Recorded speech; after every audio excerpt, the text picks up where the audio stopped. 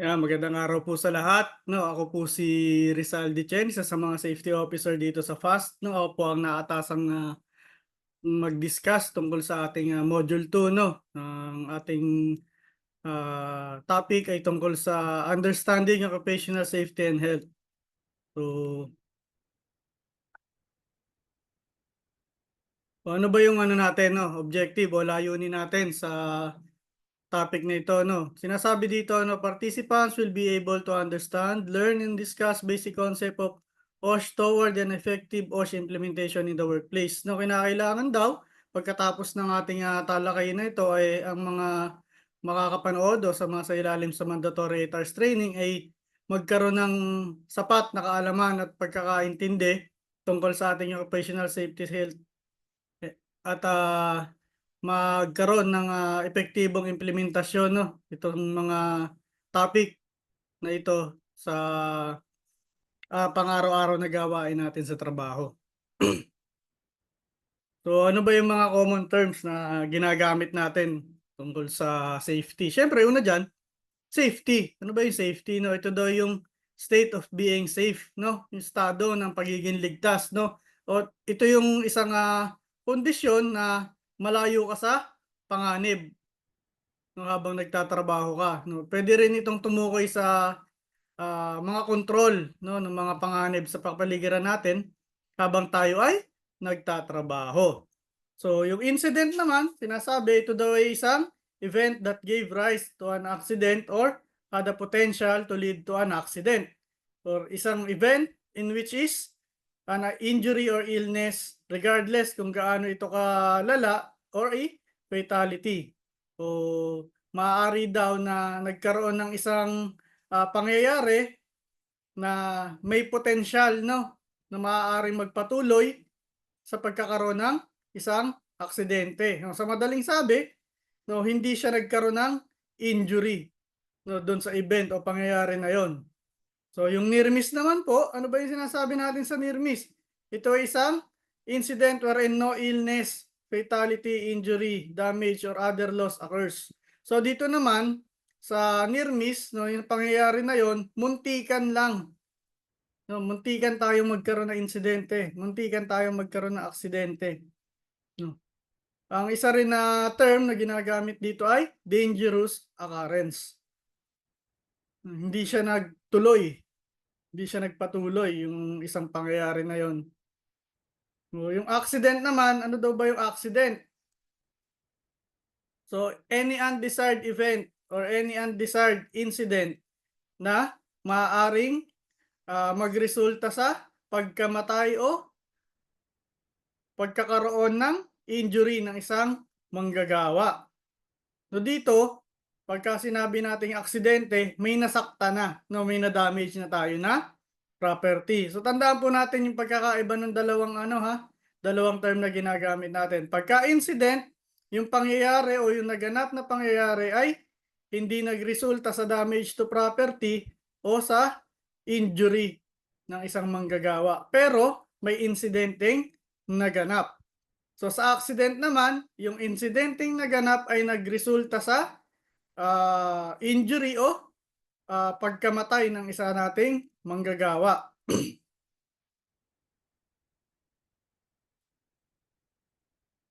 So ano pa yung ibang term na ginagamit natin sa safety? Nandyan yung hazard, no?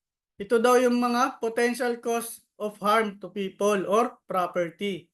So ito yung, sa madaling sabi, ito yung mga panganib doon sa ating lugar na pinagtatrabahuhan. So sino naman daw si victim? Siya yung tao na involved doon sa isang aksidente. Siya yung main concern natin. So pagka nagkakaroon tayo ng aksidente, meron tayong isinasagawang accident or incident investigation. It is a methodological effort to collect and interpret the facts of an incident or an accident na naganap. So ibig sabihin, dito may masinsinang pagsusuri na ginaganap. Bakit iyon nangyari, no? Tinatanong, sino yung involved, saan nangyari, anong oras, bakit nangyari, ano yung mga contributing factor, bakit siya nangyari. Yun yung ginagawa pagka nagkakaroon tayo ng incident, accident, investigation. So, meron pang ibang term kagaya ng total days lost. Ibig sabihin, ito yung pinagsama-samang bilang ng mga aksidenteng naganap sa loob ng isang taon. Binibilang 'yan kung ilang araw ba yung nawala.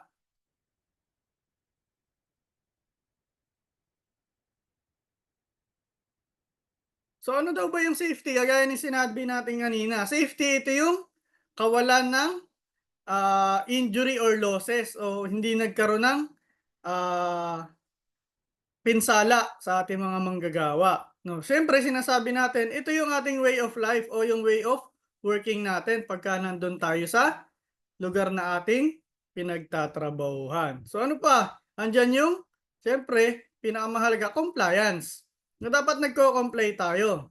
At si safety daw partner natin 'yan. Bakit? Kasi iyan yung magliligtas sa atin 'no, maglalayo sa atin sa anumang, maaaring pinsalang matamo natin sa mga panganib na nakapaligid sa atin habang nagtatrabaho tayo. Si safety din yung naghahanda 'no, para kung sakaling may hindi kaaya-ayang mangyari o maganap, ay alam kung paano natin, ia-address o paano tayo magre-react.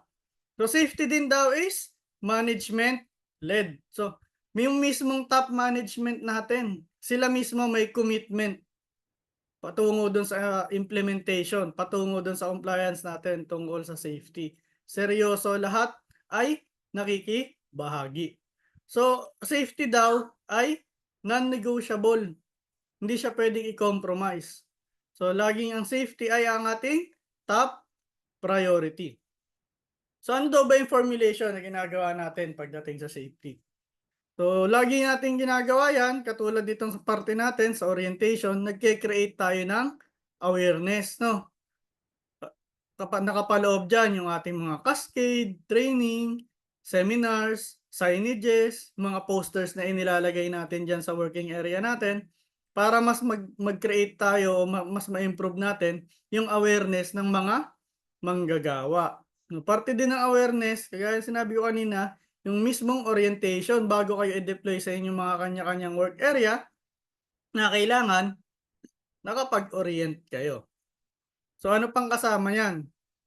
Dapat may kapasidad 'no, may abilidad kayo na alam kung ano yung mga dapat ninyong gawin bago kayo, ma-deploy sa inyong mga kanya-kanyang working area, 'no. Andiyan yung na ina-assess kayo, tinitingnan ano yung competency level niyo, 'no. Yan yung mga safety practices na sinasagawa natin dito. So, 'pag pinagsama yan, yung awareness at ability on what to do, siyempre ang magiging resulta, magiging ligtas yung ating lugar na pinagtatrabahuhan, magiging ligtas din ang bawat isa sa atin sa pang-araw-araw na paggawa. So, ulit, ano daw ba yung safety 'no? Yaan yung magiging resulta kapag hindi tayo nag-iingat, kapag hindi tayo sumusunod sa ating mga guidelines, sa ating mga panuntunan, sa ating mga proseso sa pang-araw-araw na pagtatrabaho. Kung mapapansin niyo, ah, medyo malaki yung pinsala 'no, na maaari nating matamo, 'no. Maaari tayong maputulan ng daliri, maaari tayong mapilasan ng balat, 'no. Yan yung mga resulta ng mga aksidente na ayaw nating mangyari dito sa atin. O kaya, ginagawa natin na patuloy namin kayong, binibigyan ng, kaalaman 'no, para maiwasan natin yung mga gano'ng pangyayari, yung mga ganyan.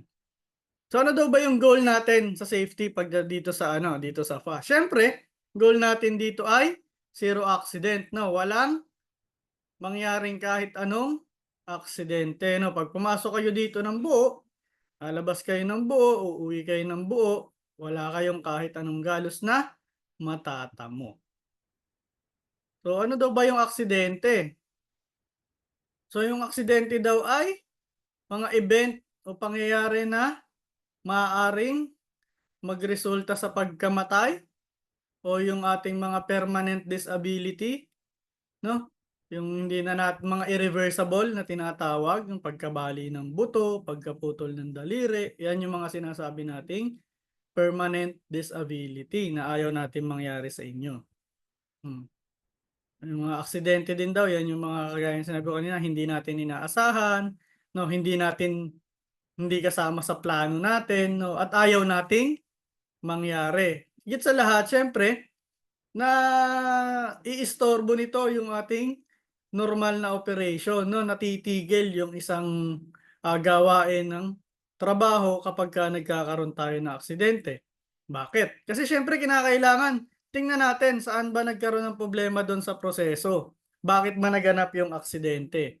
Ano ba yung naging pangunahing, problema, 'no, kaya nangyari yun. So tinitingnan yan iniisa-isa para hindi na siya maulit. So sabi meron daw tayong causation theory. Now, pinag-aralan nila na merong 75,000 na aksidente sa isang industrial complex o industrial setup. 88% nito aksidente galing sa behavior o unsafe act ng kanilang mga manggagawa. Yung 10% naman ito ay nanggaling sa kapaligiran o unsafe condition. Tapos yung 2% ay yung mga hindi natin na kayang kontrolin. Ano yung mga bagay na yan, no? Yung paglindol, yung biglaang pagtaas ng tubig, yan, bagyo, pagbaha, o doon daw nanggagaling yung 2%. Kung mapapansin nyo doon sa ating ni-reference na pag-aaral, no, 88%, no, napakataas. Ibig sabihin, nanggagaling yung mga aksidente, insidente natin sa pag-uugali ng ating mga kasamahang manggagawa, no, sa tao. 10% lang yung nanggagaling dun mismo sa kapaligiran. So dito sa Heinrich model na makikita natin, sinasabi, sa kada 300 na near miss, no, maaari tayong magkaroon ng 29 na minor injury at magkakaroon tayong maaari ng isang major injury. So yan yung reference na ginagamit natin pagdating sa safety. So unsafe act, kagaya kanina, 88%, unsafe condition, 10% lang. So yan yung mga bagay na pinanggagalingan ng ating mga aksidente at insidente. No, sinasabi, pagka sa unsafe act, no, hindi alam o hindi aware, no, yung mga manggagawa natin. O kaya hindi nila kayang gawin, or much worse, hindi na sila motivated, ayaw na nilang gawin. So sa unsafe condition naman, nakita natin mga naandyan ay yung maaaring hindi natin nakita, hindi natin na-identify. At ang isa pa dyan ay nakita na natin, hindi pa natin itinama. So yan yung mga factor o yung mga porsyento na nakakaapekto na maaaring magresulta sa atin ng aksidente o insidente. Makikita natin dito sa mga larawan, no, nagpapakita ng mga maling pag-uugali patungkol sa paggawa natin o pagtatrabaho natin, no. Yan, mapapansin niyo, umakyat, no, gamit, tumungtong dun sa paleta na inaakyat ng forklift. O kaya, yung forklift naman natin, overloaded. Yung tao naman natin, umaakyat gamit yung hagdan, masyado ng mataas. Meron tayong standard na sinusunod pagdating sa working at height. So dapat ini-implement natin yun, sinusunod natin yun. Pagdating naman sa mga unsafe condition, yung ating housekeeping, yung ating octopus wiring connection, so yung mga unsafe condition na nakikreate natin sa ating mga lugar na pinagtatrabahuhan. Ang ugat din naman ay syempre yung ugali din o yung akto ng mga taong mismong gumagalaw doon sa area na iyon. So, unsafe act versus unsafe condition. Unsafe act, employee behavior or action that may risk safety in the workplace. Sabi ko nga kanina, tumutukoy ito sa ugali, no? Pag-uugali ng mismong manggagawa doon sa ating pinagtatrabahuhan. Yung unsafe condition naman, ito yung mga hazard that have the potential to cause injury or death to an employee. Some of these hazard includes uranus safety procedures, malfunctioning equipment or tools, or failure to utilize necessary safety equipment such as goggles and mask. Sa unsafe condition kasi, mapapansin niyo yung definition na ibinigay sa atin. Tumutukoy siya sa kapaligiran mo, no, dun sa lugar na pinagtatrabahuhan mo. May maaring nakakalat yung mga gamit mo o kaya alam mo nang sira yung tools o yung equipment na kailangan mong gamitin, patuloy ka pa rin sa paggamit nito. Yun yung mga unsafe condition na tinatawag natin o sinasabi natin. So, alin daw ba dito? Unsafe condition, unsafe act. So, parehas po siyang unsafe act. Pupunta ka sa, pumepwesto ka sa ilalim ng trailer, tas ang ipinagtutukod mo yung ating kahoy ng punong kahoy lamang. Yung mga unsafe act na ginagawa natin. Aakyat ka sa mataas na lugar, gagamitin mo yung forklift, iaangat ka doon. So, unsafe act pa din. Unsafe condition, mga nakakalat na mga wire natin, hindi natin inaayos, di ba? Yung unsafe condition din, masyadong mataas na lugar, pinipilit nating abutin, no? Pag pinag-uugatan pa rin yan, yung mismong manggagawa din, which is yung unsafe act na pinilit niyang abutin.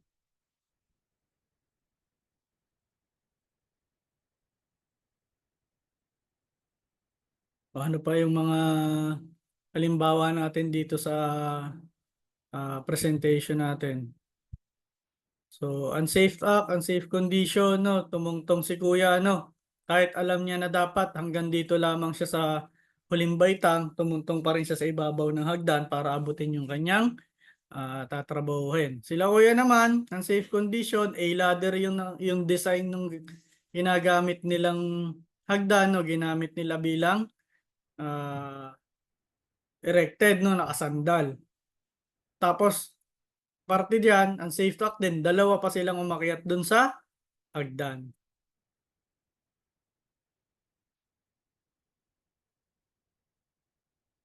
So ano pa ba yung mga makikita nating unsafe act tsaka unsafe condition dito sa mismo sa bodega natin, no? Unsafe condition, meron tayong mga material handling equipment na nag-aakyat ng mga produkto, no, sa matataas na lugar.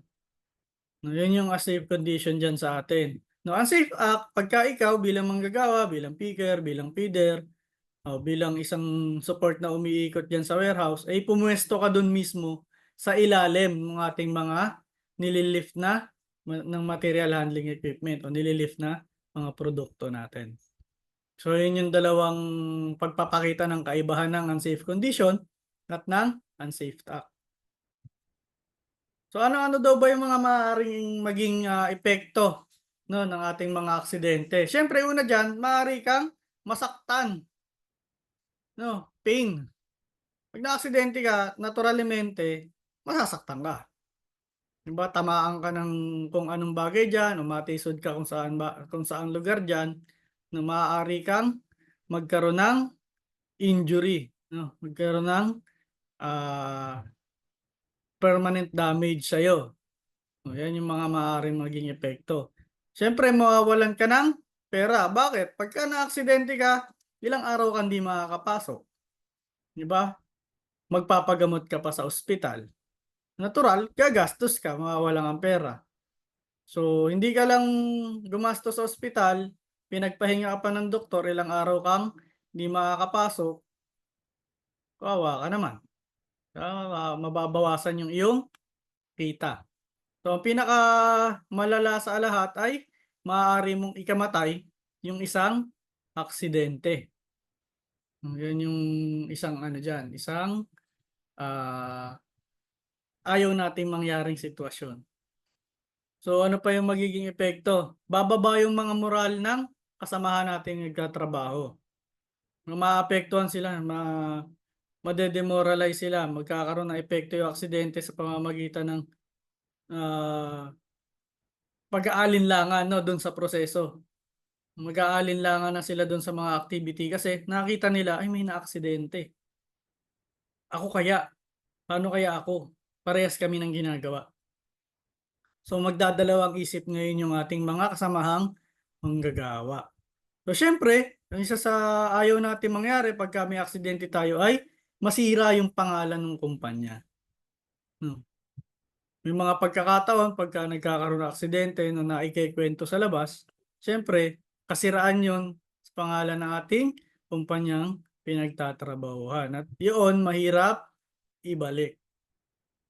Maaari kasing sabihin ng ibang mga, nasa labas na, "Ay, pabaya itong kumpanyang 'to, hindi nito inaalagaan yung kanilang mga manggagawa." So pangit, 'di ba? Ah, may hindi na magiging maganda yung imahe ng kumpanya nating pinagtatrabahuhan. So meron daw mga ano, mga direct cost tsaka indirect cost. So yung mga direct cost lang yung nakikita natin 'no, pagka nagkakaroon ng aksidente. Ano yung halaga ng produktong nawala, no yan agad yung naiisip natin, yan agad nakikita natin. Gastos nung, ah, magiging pagpapagamot ng empleyado, yan yung mga sinasabi nating direct cost. Ano ba yung mga hindi natin nakikita o yung mga indirect cost? Siyempre, yung oras na mawawala yung manggagawa sa trabaho. Isa yun sa mga mahalagang hindi natin napapansin. Kasi pagka naaksidente, hindi yan makakapasok. Magkakaroon tayo ng lost time, no, doon sa empleyado na yon. Tapos kinakailangan din natin magpasok ng papalit sa kanya. So cost pa din yon. Sabihin may gastos pa rin yon. No? Isa yun sa mga hindi natin nakikita tuwing nagkakaroon ng aksidente, hindi natin napapansin. Siyempre may lost time din tayo sa supervisor. Ibig sabihin, imbis na nakatuon yung atensyon niya dun sa gawain niya nung araw na yon, pupuntahan niya yung pangyayari para imbestigahan, tingnan, asikasuhin yung ating manggagawa, gaano ba kalala yung natamo niyang injury. Hmm. Kung kasamaang palad pa niyan, 'pag dinala sa ospital, 'di ba gastos ulit. Yun yung mga kasama diyan 'no, sa indirect cost. Siyempre pagkatapos nun, 'pag hindi siya nakapasok, kinakailangan mag-training ka ulit ng panibagong tao na papalit sa kanya. Cost pa din ulit yun. May gastos pa din po tayo dun, na may halaga tayong, ah, iginugugol para ron, 'no, imbis na normal yung operasyon natin. So, do'n sa atin naman, mga damage tools natin, kasama pa din na may cost pa din tayong involved pagdating do'n. May ginagastos pa rin tayo do'n para ipa-repair, para ipagawa, para palitan. So, yung iba diyan, yung loss do'n sa production, 'no, yung ating damage para nung kung sakaling nagkaroon ng, sunog o pagsabog o chemical spill, siyempre may mga produktong mada-damage diyan, may mga lugar na hindi muna natin mapapakinabangan, i-e-enclose natin para i-rehabilitate. So 'yan yung mga bagay na hindi natin nakikita o hidden 'no, sa atin pagka nagkakaroon tayo ng, aksidente 'no. Ano pa yung mga nakatago diyan, siyempre meron diyan na yung mga unknown cost 'no, yung reputasyon nga 'no, yung binabanggit natin, reputasyon ng company, yung moral ng manggagawa 'no, yung strategy nung ating, pagpapatakbo nung ating mga kasamahang manggagawa. So siyempre kinakailangan baguhin 'yan, so nagkakaroon tayo ng lost time, nagkakaroon tayo ng cost pagdating dun 'no. Kada oras na nawawala sa atin sa pang-araw-araw na pagtatrabaho dito sa bodega o sa production, may kaukulang halaga ng pera na nawawala 'no, sa atin at sa ating employer. So, paano daw ba tayo dapat nagre-report 'no, pagka nagkakaroon tayo ng aksidente? No, once na nagkaroon ng aksidente, si victim o kaya yung naka-witness na kailangan tawagin niya yung atensyon ng team leader niya 'no. Sabihin niya sa kanya, "Sir, may pangyayari po dito." Then iche-check yan ni team leader kung ano yung nangyari, then habang ginagawa niya yon, nagko-communicate na siya sa kanyang OIC o kaya sa kanyang supervisor na, "Sir, may report ako natanggap, papunta na ako dun, may aksidente pong nangyari, may insidente pong nangyari." Hmm. Dun pa lang, meron ng taong rumeresponde. No, dahil supervisor, habang papunta na dun yung kanyang team leader, nagre-report na si supervisor sa safety natin. Excuse me po.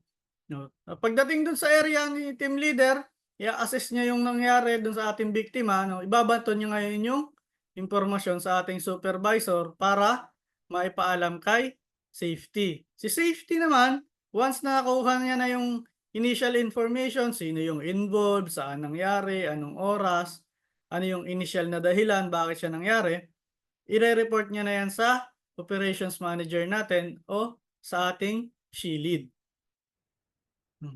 Si operations manager naman, once na nagkaroon ng initial information, magbabato na siya ng impormasyon sa district head.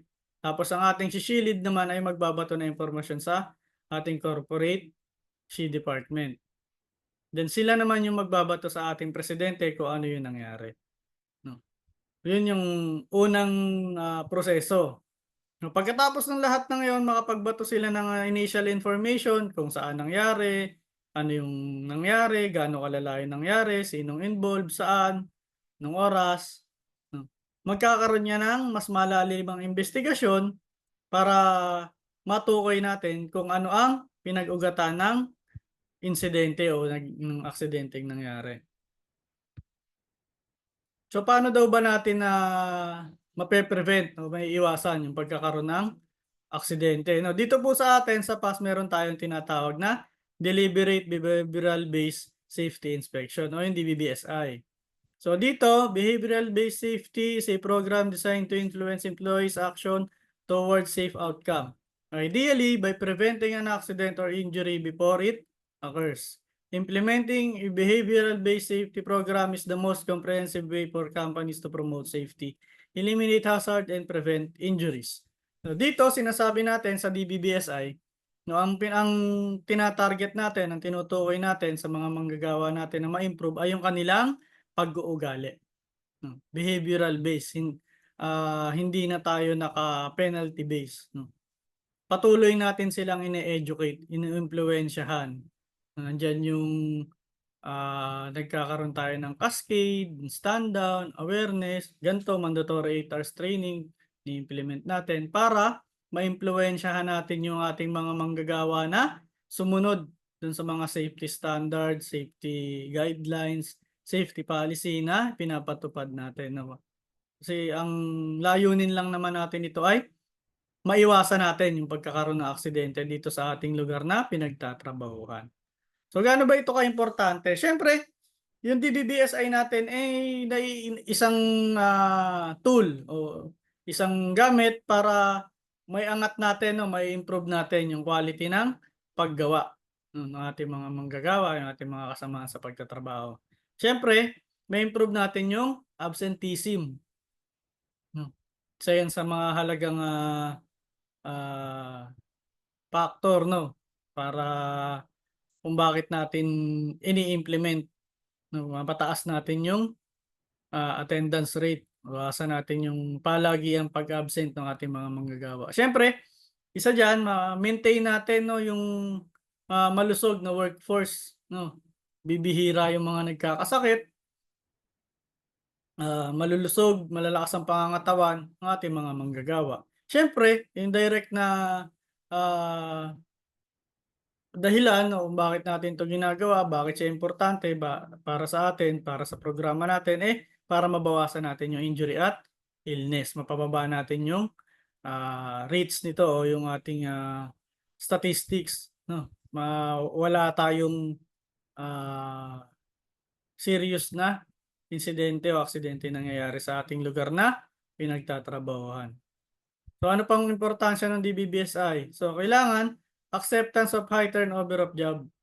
No, iniiwasan din natin yung palagiang may nagre-resign o may kailangan natin magpalit ng manggagawa. So siyempre kailangan din natin maiparamdam natin sa mga manggagawa natin na maganda o maayos yung lugar na kanilang pinagtatrabahuhan. So yun yung mga importansya ano, bakit tayo merong, deliberate behavioral based safety inspection. So kailangan pinapataas natin yung safety dun sa pinakamataas na antas ng, awareness ng ating mga manggagawa. Yun yung target natin dito, yung mismong, pag-uugali ng ating mga kasamahan sa trabaho. Sabi nga kanina, bakit daw ba natin ginagamit yung DBBSI? No, ayon dun sa Heinrich model natin kasi nga meron tayong, ah, ginagamit na, pyramid 'no, sa kada 300 na near misses, meron tayong, maaaring magkaroon ng 29 na minor injury, 'no, at pagka meron tayong 29 na minor injury, maaaring isa dito ay maging major injury or fatality. 'No, kaya ginagawa natin yung DBBSI para ma-prevent natin itong mga pangyayaring 'to. So, ano daw ba yung near miss? No, gaya ng sinabi natin kanina, it is an accident where is no illness or fatality or injury damage. Near hit, close call, muntik na. No, yan yung sinasabi nating near miss. Naandun siya pero hindi siya tinamaan. Gabuhok na lang kumbaga, muntik na siya. Ayun yung near miss natin. So dito sa atin, meron tayong near miss report form na ginagamit. No, naandyan yung kung ilalagay mo anong department ka, saan lugar ito nangyari. No, yung reporter, syempre ikaw sino yung magre-report, anong araw yon, anong oras, tapos sino yung supervisor mo. Tapos i-describe mo doon, kahit Tagalog, ano ba yung nangyari, bakit nagkaroon ng near miss. Ano yung description ng near miss na nakita mo. Gagawan mo siya ng maiksing salaysay, de-describe mo siya. Then, dito sa baba, mapapansin mo bandang kaliwa, na naandyan ano yung mga type of near miss na identified na siya. I-check nyo na lang, titingnan nyo kung naandyan. Muntikan na ba siyang magkabanggaan? Muntikan na ba silang madulas? Muntikan na ba silang matalisod? Muntikan bang maipit? So, yun yung ano, yun yung naandun sa ating mga types of near miss na maaari niyong makita dyan. Kung wala dyan sa listahan natin, hindi nyo matukoy, alin ba dito, checkan nyo yung other, sulat nyo. No, tapos titingnan natin, ano ba yung root cause? Bakit ba ganon? Hindi ba siya aware dun sa panganib na yon? No, kailangan ba may PPE siyang gamit? No, para hindi mangyari yon? O nag-shortcut siya doon sa proseso na kinakailangan niyang gawin? O yung mismong siya, hindi siya ah sapat no oras na yon 'no, yung involved natin na tao na para ron sa proseso 'no. Maaaring pagod siya 'no, kulang sa tulog, yun ba, maaari bang yun yung cause nun?